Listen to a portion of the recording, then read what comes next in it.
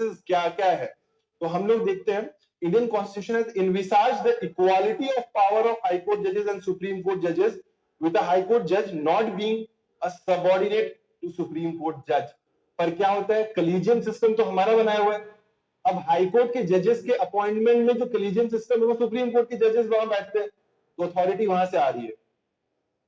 Constitution जो ground level पे बात करता है वो इक्वालिटी ऑफ स्टेटस की बात करता है, तो ठीक है, there have been many occasions जहां पे ये, और सुप्रीम कोर्ट ने ये रिआइटरेट किया है कि supreme court is superior to the high court only in appellate sense.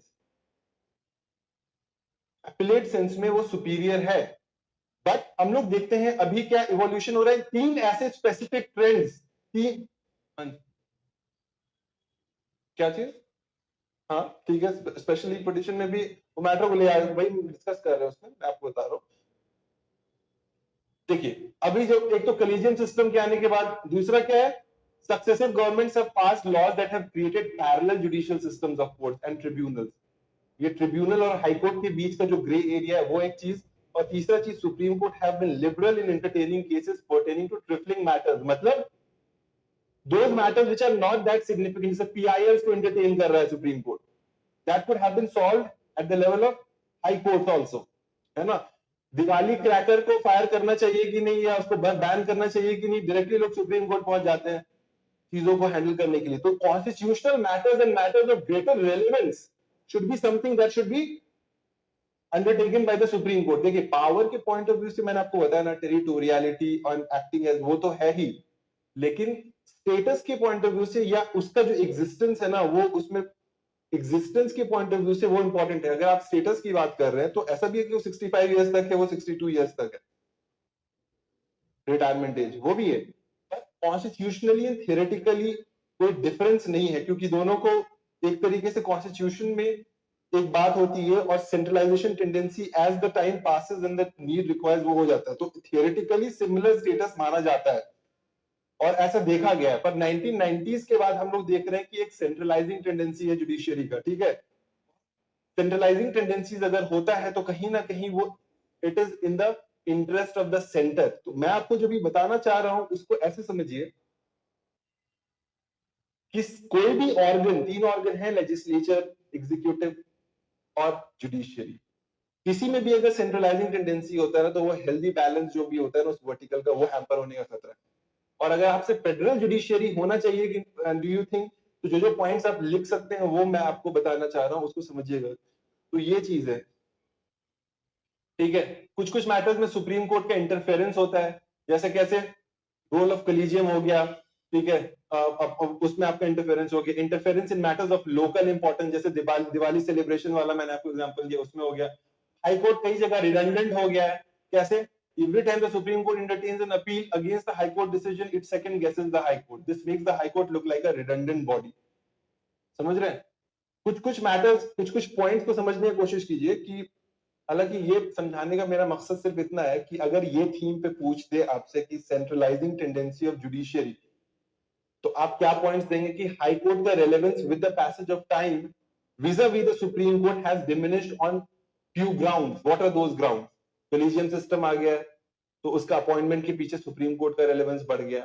Supreme court frivolous matters को एंटरटेन करने लगा, which could have been handled on the level of the high court also. तीसरा, tribunals वगैरह आ गया, which are working as a parallel judicial ground with regards to high court. आज हम लोग देखेंगे नेशनल ग्रीन ट्रिब्यूनल के बारे में, तो ये पॉइंट को मैं आपके सामने रेज करूंगा, ठीक है।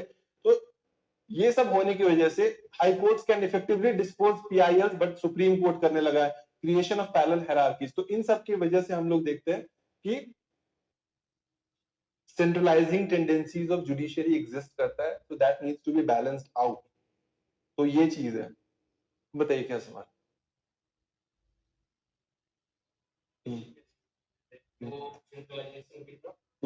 क्वाजी जुडिशियल है, ठीक है, क्वाजी फेडरल। हाँ,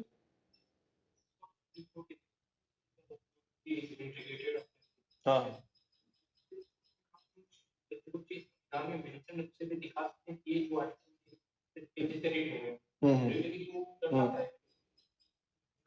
बिल्कुल बिल्कुल। देखिए आप उसको ऐसे मेंशन कर सकते हैं जैसे आर्टिकल 142, इस पे बहुत सारा सवाल पूछता है यूपीएससी, है ना। आर्टिकल 42 मतलब कंप्लीट जस्टिस करने के लिए सुप्रीम कोर्ट अपना स्टेप ले सकता है। जैसे आपने बोला, जैसे कि भोपाल गैस ट्रेजेडी हुआ, तो सारा मैटर्स में इतने सारे मैटर्स चलने लगे कि सुप्रीम कोर्ट ने सबको 142 के अंदर में सबको ले लिया। स्पेशल लीव पिटिशन की आपने बात की है, कुछ कुछ इमरजेंसी सिचुएशन के लिए होना वो जरूरी भी है। हम्म, हम्म, तो रिलीजन से रिलेटेड है, ये तो होगा कॉल के कोई आंसर दे सकता है रिलेटेड तो ये चीज कैसे नहीं, मैं आपकी बात समझ गया। आपका कंसर्न देखिए, कुछ कुछ चीजें फेडरल जब बात होती है ना, तो जैसे अगर मैं फेडरल गवर्नमेंट की बात करूं, तो मतलब स्टेट ऑटोनॉमी भी जरूरी है। स्टेट का अपना ऑटोनोमस होना, उसका रेलेवेंट होना जरूरी है। सेंटर पे आप हैं, ठीक है, और आपका सेंट्रल लिस्ट पे आपका इख्तियार है, आपका अपना पावर है वहां पर। आप ये डिबेट कर सकते हैं कि सेंटर में लिस्ट ज्यादा इंपॉर्टेंट है, वो मैं नहीं बोल रहा हूं, वो है, बेशक है और रहना भी चाहिए, क्योंकि अगर इंडिया ऐसा सेटअप में you can not be 100% federal या 100% ऑटोनोमस आप नहीं हो सकते। India is not a confederation, समझ रहे हैं। मेरा जो पॉइंट एम्फसाइज करने का है कि अगर आप एक हेल्दी बैलेंस ऑफ फेडरलिज्म चाहते हैं, तो स्टेट का भी जो रेलेवेंस है, उसका जो एग्जिस्टेंस है, उसकी जो ऑटोनॉमी है, you have to pay relevance to that. Supreme court का टेरिटोरियलिटी के एस्पेक्ट पर, सुप्रीम कोर्ट का एसएलपी के एस्पेक्ट्स पर, सुप्रीम कोर्ट का आर्टिकल 142 के एस्पेक्ट पर, अपीलेट मैटर्स में आप देखिए ना, अपीलेट मैटर्स में। और अगर देखना चाहें तो आप ऐसे भी देख सकते हैं कि उसकी जो सैलरी आती है कंसोलिडेटेड फंड ऑफ इंडिया से आती है, इसका कंसोलिडेटेड फंड ऑफ स्टेट से आता है, ठीक है, रिटायरमेंट के बाद दोनों का कंसोलिडेटेड फंड ऑफ इंडिया से आता है ना। कुछ कुछ पॉइंट्स हैं, रिलेवेंट पॉइंट्स हैं, बट वो स्टेटस जो एक होता है ना, अगर आप एक स्टेट सर्विस से आईपीएस बन रहे हैं और आप एक डायरेक्ट आईपीएस बन रहे हैं, बात समझिएगा, आईपीएस आप भी हैं, भले आप 50 साल में एसपी बने हुए हैं, एक बंदा 20 साल का है, बट वो बंदे में अगर एक फीलिंग ऑफ सुपीरियरिटी है because is a direct IPS, that is not the fault of this man ना, समझ रहे हैं, है तो वो भी आईपीएस, वो भी तो, लेकिन उसके दिमाग में है कि हम ऑफ हायर स्टेटस, समझ रहे हैं। एक एस्पेक्ट होता है जिसको आपको समझना पड़ेगा कि थियोरेटिकली चीजें क्या है, कुछ कुछ पावर्स उसको दिए गए, पर इसका जो बैलेंस है ना, वो कंप्लीटली डिसबैलेंस नहीं होना चाहिए। मेरा बस इतना ही कहना है कि अगर डिसबैलेंस होता है तो सेंट्रलाइजेशन टेंडेंसीज डेवलप होते हैं, and federalism in judiciary is about that. Nobody is saying कि सुप्रीम कोर्ट का पावर हाई कोर्ट से कम है या उसके बराबर है। मैं स्टेटस के पॉइंट ऑफ व्यू से कह रहा हूँ, रेलेवेंस के पॉइंट ऑफ व्यू से कह रहा हूँ, ऑटोनॉमी के पॉइंट ऑफ व्यू से कह रहा हूँ, और फेडरल जुडिशरी की जब बात कर रहा हूँ, तो इन सारे एस्पेक्ट का एक क्यूमुलेटिव डिस्कशन करना चाह रहा हूँ।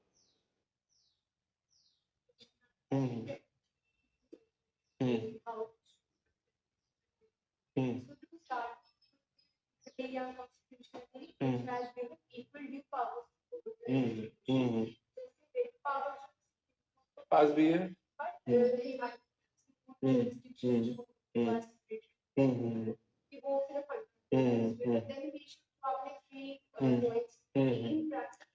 हाँ, इवोल्यूशन जो हुआ है, जैसे आप कॉन्स्टिट्यूशन ने आपका फर्स्ट जजेस, सेकंड जजेस, थर्ड जजेस नहीं करा है, वो तो रिक्वायरमेंट के साथ साथ चीजें जैसे बढ़ती चली गई, रिक्वायरमेंट होता गया, वो ट्रांसफॉर्म करता चला गया। और अभी के टाइम में सेंट्रलाइजिंग टेंडेंसीज अगर जो दिखने को मिल रहा है, उन सब के पॉइंट में आप बोल सकते हैं कि मतलब इस तरीके से चीजें इन्वॉल्व है।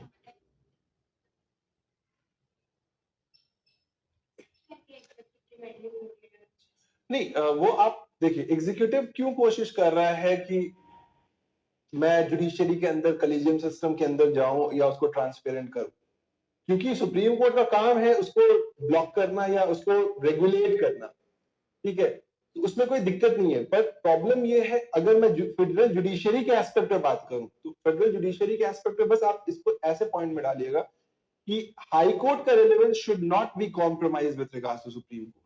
हाई कोर्ट का अपना, अभी हम लोग पढ़ेंगे जब एनजीटी, तो मैं आपको बताऊंगा कि एनजीटी के क्रिटिसिज्म में ये आता है कि why should NGT be given more superiority to with regards to high court. यानी एनजीटी के डिसीजंस को मैं डायरेक्टली, अगर लॉ के हिसाब से देखें एनजीटी एक्ट 2010 में, तो एनजीटी का जो भी डिसीजन होता है ना, वो डायरेक्टली सुप्रीम कोर्ट के पास जाना चाहिए, बाईपास कर देता है वो हाई कोर्ट को। ये तो लॉ में लिखा हुआ है एनजीटी एक्ट 2010 में। क्यों? और गलत भी नहीं है। आप एक तरफ बोल रहे हैं एक्सपेडाइट करना है आपको, और आपको फिर से हाई कोर्ट और सुप्रीम कोर्ट के चक्कर में पड़ोगे तो फिर एनजीटी क्यों बनाया? Getting the point? तो एनजीटी के डिसीजंस को आप डायरेक्टली सुप्रीम कोर्ट भेज रहे हो bypassing high court. Now high court is a constitutional body, NGT is a statutory body, और NGT is directly coming at loggerheads with the government's development, so called development projects, environmental projects. एक strong lobby है जो work करता है कि NGT के decisions को maximum जितना, अब डीजल आप नहीं यूज कर सकते या BS5 BS6 जो भी है व्हीकल लाना है आप ये नहीं कर सकते, it is coming at a huge cost. जो मोटर व्हीकल की लॉबी है they keep on pushing towards, तो एनजीटी के डिसीजंस को बहुत लोग कई बार चैलेंज कर दे रहे हैं हाई कोर्ट में जाकर के। दिल्ली कोर्ट खुद चैलेंज कर दे रहा है इसको कि ये कैसे तुमने ये फैसला दे दिया। तो ये जो ग्रे एरिया ऑफ जुरिसडिक्शन है ना, that is coming at the cost of high court. तो ये हाई कोर्ट जब कॉम्प्रोमाइज हो रहा है तो यानी कि उसकी ऑटोनॉमी को चैलेंज किया जा रहा है through these tribunals. That is problematic. या अगर प्रॉब्लमैटिक नहीं भी है तो एक ऐसा हेल्दी बैलेंस होना चाहिए कि कॉन्स्टिट्यूशनल बॉडीज को उनका ड्यू रेलेवेंस मिलना चाहिए। एग्जांपल्स आप दे देंगे ये सारी चीजें? हाँ, कॉजेज दे दीजिएगा, क्योंकि एक्सपेडाइट करने के चक्कर में हम लोग क्या करते हैं, constitution coming at the cost of the constitutional bodies like high court, because both of them, high court and supreme court, are court of records. Both of them have the writs issuing power. Both of them can handle the judicial review with regards to the government, both at central and the state level. Getting the point? Fundamental right वाला अलग है, पर आप अब directly supreme court में जाकर के practically you have to go through the route of high court, है ना? तो इसी तरीके से एल चंद्रा केस में आपका कैट बन गया, मतलब सेंट्रल एडमिनिस्ट्रेटिव ट्रिब्यूनल्स, बहुत सारे ट्रिब्यूनल्स, अलग अलग ट्रिब्यूनल्स हैं। तो उस एस्पेक्ट में भी चीजों को आप देखेंगे, हम लोग देखेंगे एक बार ट्रिब्यूनल्स, ठीक है? इसमें डिस्कशन करने लायक इतना ही है, इसमें ज्यादा टाइम वेस्ट नहीं करना चाहिए, ठीक है? लोग आगे बढ़ते। तो रिप्रेजेंटेटिव जुडिशरी पे सवाल आया था, ठीक है? तो जैसे क्वेश्चन क्या है, एक दूसरा टाइप का क्वेश्चन है, और ये क्यों इंपॉर्टेंट बन रहा है, क्योंकि देखिए चीफ जस्टिस इंडिया भी लेडी बनने वाली आने वाले टाइम में, तो अब वो इंपॉर्टेंट हो जाता है। आपको प्रेडिक्ट करना पड़ेगा भाई, ये पहली बार हो रहा है, ठीक है? Fatima Beevi was the first जज ऑफ सुप्रीम कोर्ट, वो एक अलग चीज 1989 में, but this for the very first time that a lady is going to become the chief justice of India. तो इमीडिएटली आपको सोचना चाहिए भाई इससे सवाल बन सकता है। अभी जैसे क्या नेशनल ह्यूमन राइट कमीशन कब आया इंडिया में, अभी क्या चल रहा है, 30 साल हो गया, सवाल बन सकता है। इतना थोड़ा सा प्रेडिक्ट करना पड़ेगा आपको, ठीक है? तो ये होना चाहिए कि ये अगर जैसे आपका अभी चंद्रचूड़, जस्टिस चंद्रचूड़ बने, अब इमीडिएट थोड़ा सा इंक्विजिटिवनेस होना चाहिए भाई, अब अगला कौन बन रहा है। तो आप जैसे देखिएगा तो एक लेडी अगर बन रही है तो आपको सोचना चाहिए कि भाई what is the status of women in the higher Indian judiciary, और सीधे सवाल पूछ लिया। तो एक सवाल है कि higher numbers and greater visibility of women जजेस can increase the willingness of women to seek justice. एक स्टेटमेंट दे दिया आप। In the light of the given statement, discuss the issue of lack of women representation in judiciary. इस तरीके का सवाल, ठीक है? एक सवाल दिया और इस पे आपको लाइट थ्रो करने बोल रहा है कि ठीक है, अभी मुझे जरा बताओ कि अगर औरतें और आएंगी, यानी अब रिजर्वेशन ऑफ वुमेन या representation of women in judiciary, AIJS की तरफ बात कर रहा है, तो रिजर्वेशन की बात हो सकती है, वुमेन के लिए रिजर्व करो, ज्यादा उनका रिप्रेजेंटेशन होगा। इन सबको आपको होलिस्टिकली देखना है। तो थोड़ा सा एक डेटा अगर हम लोग देख लें तो हम लोग देखते हैं कि फर्स्ट टाइम जो बनी है तो फातिमा बीबी बनी है 1989 में, और अब अभी तक उसके बाद सिर्फ 10 women have become judges, के बाद women have become judges, ठीक है? तो ये तो एक इंपॉर्टेंट चीज हो गया। तो विमेन रिप्रेजेंटेशन की आप बात करें, आप छोटा सा एक डायरी रखा करें डेटा के लिए, है ना? वो बहुत इंपॉर्टेंट है। डेटा रिलेटेड बात करेंगे हम लोग अपने आंसर राइटिंग में भी, डेटा से आपको अपने आंसर्स को स्ट्रेंथन करना है, ठीक है? तो दूसरा पॉइंट ये जाता है कि अगर हम लोग देखें कि विमेन रिप्रेजेंटेशन हाई कोर्ट में कितना है, तो हम लोग देखते हैं the share is 11% of high court जजेस, 11%। 5 high court, Patna, Meghalaya, Manipur, Tripura, Uttarakhand, no women served as a जज, ठीक है? तो ये चीज है। द परसेंटेज ऑफ वुमेन जजेस at Madras and Delhi were relatively high, comparatively Madras and Delhi high court में ज्यादा। ये कुछ डेटा है जो इसका कोई जस्टिफिकेशन अगर आप मांगे कि क्यों ऐसा है, आप सवाल ऐसा पूछ देंगे क्यों ऐसा है, तो उसके क्या आंसर हो सकते, क्या रीजन है, और अगर ऐसा होगा तो उसका क्या इंपैक्ट होगा। हर एस्पेक्ट पे सोचना है आपको, ठीक है। ये तो कुछ कुछ डेटा हो गया। अब डिस्ट्रिक्ट कोर्ट में देखें तो थोड़ा बेहतर है इन लोअर कोर्ट, जहां पे 28% ऑफ द जजेस वर विमेन एज ऑफ 2017, ठीक है। बट अभी भी बिहार, झारखंड, गुजरात में आप देखें तो इट इज लेस देन 20%। तो आप यहाँ पर वो वाला डिमेंशन एक ला सकते हैं, सोशियो इकोनॉमिक इनइक्वालिटी, विमेन का एजुकेशन के बाद लीकी पाइपलाइन सिंड्रोम एक होता है।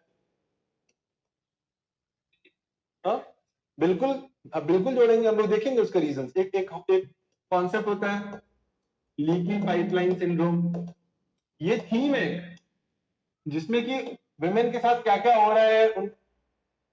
10th 12th तक पर आप सोचते होंगे कि बेटियां पढ़ रही हैं, अच्छा रिजल्ट ला रही हैं, but all of a sudden they disappear from the work force of India.